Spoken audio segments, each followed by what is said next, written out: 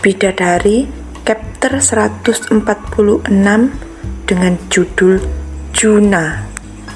Habis sudah. Padahal Reiko sudah benar-benar berharap kalau Brigita bakal menunggunya di kamar. Kalau sudah seperti ini jelas sudah acaranya akan berubah. Bagaimana dia melihat kondisi Aida? Kamu kenapa? Kok mukanya kayak nggak suka gitu? Aku bilang mau makan di bawah. Emang kamu mau tidur bau-bauan dengan bau seafood? Enggak. Reiko menggelengkan kepalanya. Saat itu juga dia merasa kesal pada dirinya sendiri. Kenapa juga dia tadi tidak memilihkan makanan untuk Brigita yang tidak ada bau-bauan seafoodnya? Karena memang sudah kebiasaan Brigita juga. Kalau mereka makan seafood, ya mereka makan di ruang makan. Yang penting habis makan tidur. Aku harus mengecek kondisinya di kamar. Reiko hanya bisa mengubah planningnya dan akhirnya berjalan turun dengan Brigita menunggu driver tiba. Iya loh, tangan kamu nih agak merah-merah gitu lengannya sayang. Kamu habis latihan barbel bukan? Sengaja gitu mau gedein masa otot kamu lagi? Reiko tadi masih meminta Brigita untuk jalan saja. Dia mengeluh tangannya yang sakit dan tentu saja sambil berjalan turun, kata-kata itu pun terurai dari bibir Brigita yang memang melihat lengan Reiko. Pegel Bi. Ya, kamu minum analgesik aja biar nggak sakit tangannya, seru Brigita sambil duduk di sofa, menunggu driver yang paling kurang dari 2 menitan lagi datang. Gak dipijitin. Aku mana bisa mijit sayang. Lihat kukuku, bisa rusak kalau mijitin kamu. Candaan Reiko yang ditimpali Brigita dengan menunjukkan kukunya yang sudah dihiasi oleh nail art. Terlihat sangat cantik, panjang, dan oval dengan warna yang menarik mata dan sangat cocok dengan berlian yang dikenakannya. Dan apakah Reiko marah dengan ucapan Brigita yang menolak tadi? Sayang, mana hadiah Valentinku? Melihat cincin berlian melingkari jarinya, Brigita teringat sesuatu. Lusa ya sayang, sebelum aku ke Mesir, aku lunasin hutang Valentinku ke kamu.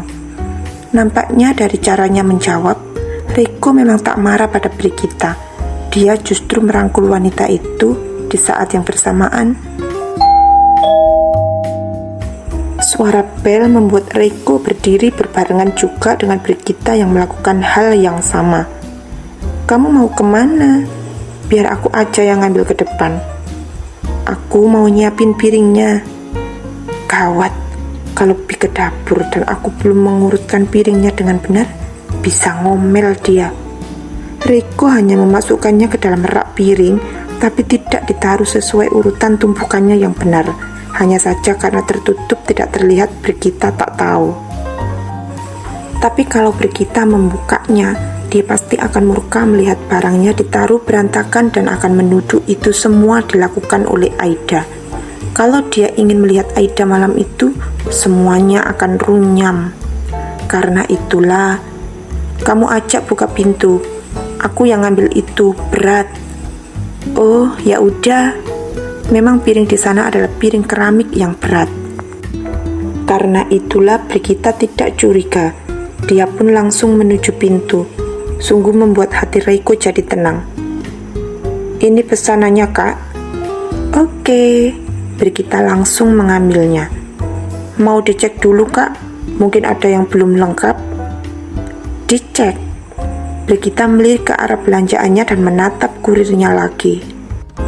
Udah, anggap aja lengkap. Kalau enggak, tinggal komplainet ke aplikasi kan? Makasih ya, ucap Brigita sambil dia menutup pintunya.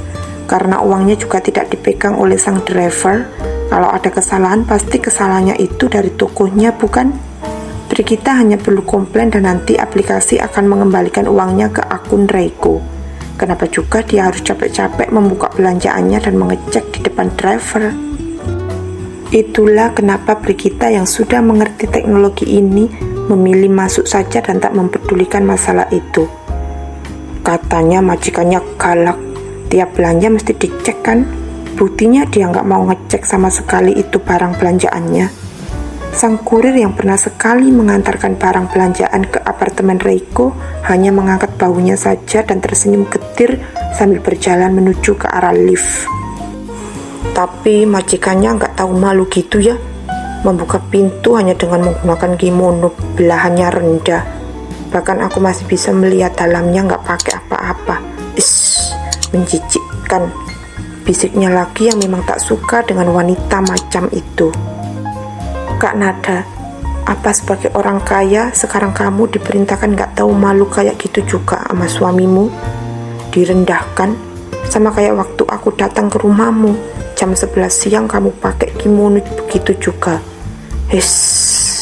Apa orang kaya selalu menganggap wanitanya itu cuma mainan diranjang aja?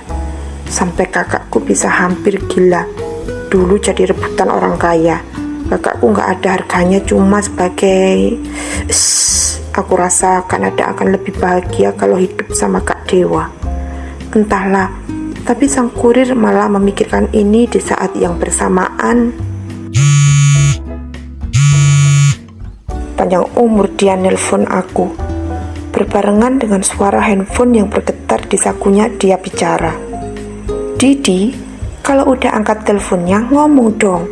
Aku nungguin kamu nyapa aku tahu. Apa Kak Nada? Jawaban singkat, padat, jelas karena memang dia tidak mau banyak bicara. Apalagi baru saja dirinya memikirkan sesuatu yang tidak enak dalam benaknya. Didi, besok bisa nggak kamu nganterin ayah ke puncak? Aku nggak bisa, masih banyak kerjaan yang aku harus urus.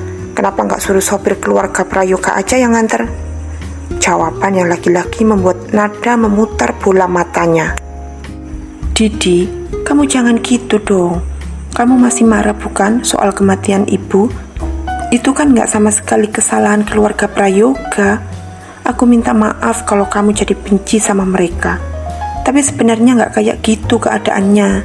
Cobalah jangan begini, Di. Maaf Kanada, aku memang besok beneran gak bisa. Aku masih ada yang harus dipenuhi targetku karena lumayan uangnya buat tabungan kuliah. Kalau kamu mau kuliah kan, aku udah bilang. Aku ingin kuliah dan aku ingin itu dari usahaku sendiri. Bukan minta ke kakakku yang menjual tubuhnya ke orang kaya demi uang. Anak ini.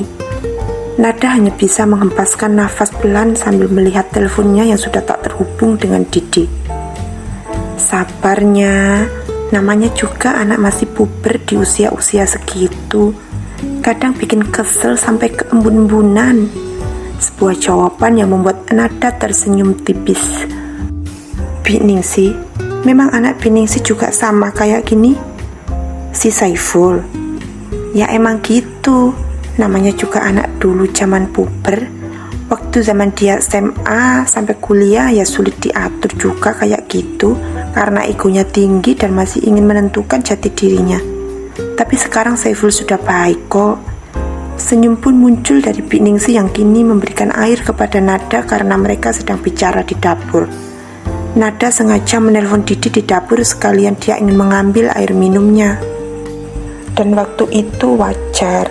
Saiful itu memang kurang kasih sayang dari kecil, cuma tinggal sama ibunya. Kehilangan sosok ayahnya yang pergi kabur dengan pelakor. Makanya memang sulit diberitahukan, tapi kondisinya sekarang sudah jauh lebih baik.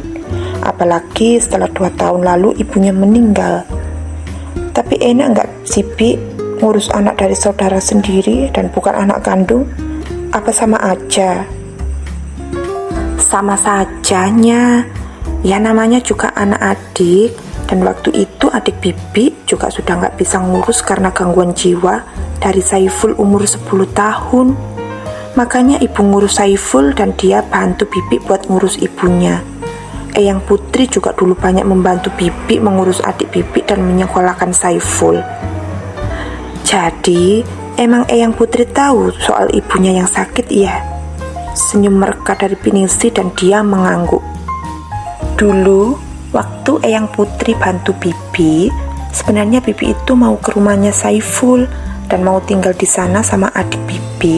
Tapi ternyata ada prahara rumah tangga dan adik Bibi belum siap ditinggal oleh suaminya.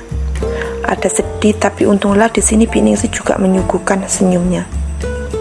Mungkin memang sudah suratan takdir. Jadinya Bibi menganggap Saiful dan dia juga menganggap Bibi sebagai ibu pengganti. Dia jadi pelipur lara juga untuk Bibi karena umurnya juga gak jauh dari anak Bibi. Jadi ya hitung-hitungan ngurus anak sendiri aja. Jawaban yang membuat Nada tersenyum tipis. Bibi gak ada niat buat nemuin anak Bibi.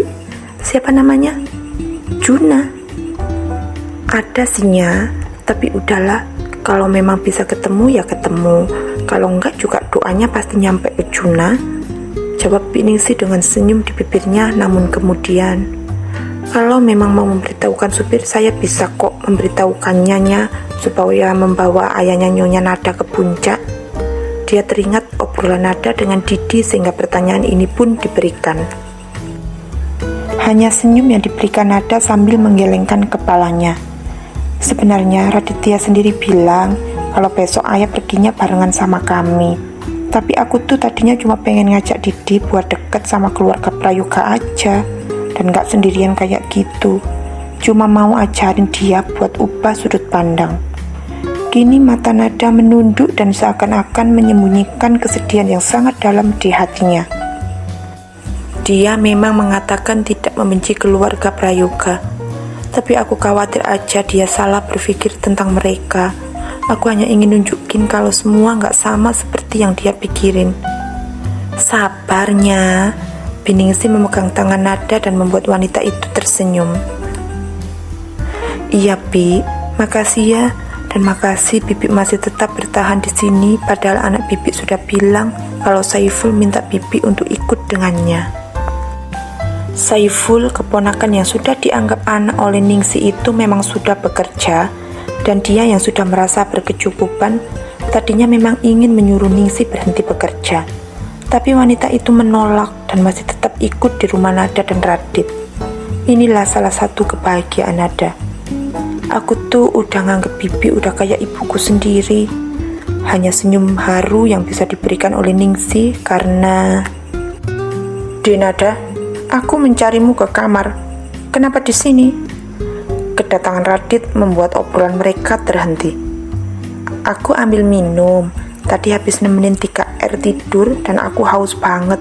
Cerita dongeng sama mereka. Terus Biningsih cerita soal Saiful sama Juna. Jadi ya aku seru aja ada temen ngobrol. Heis, ayo ke kamar. Aku udah ngantuk. Seru Radit yang sudah tak sabar bahkan tak membiarkan Nada turun sendiri dari kursinya. Sudah menggendong wanita itu membuat Biningsih tentu saja senyum-senyum. Bosmu itu Sandi? Bisik Biningsih karena memang Sandi tadi turun juga di belakang Radit. Urusan pekerjaannya sudah selesai dan kini dia hendak pulang. Sepertinya itu pemandangan biasa ya, Pi. Sandi yang duduk di kursi yang tadi diduduki oleh Nada dan Biningsih juga sudah menyiapkan 1 teh untuknya. Diminum dulu tehnya, nanti baru pulang ke rumah. Dan ini untuk istrimu. Dia mau ketuk lindri toh. Ini Bibi udah buatkan.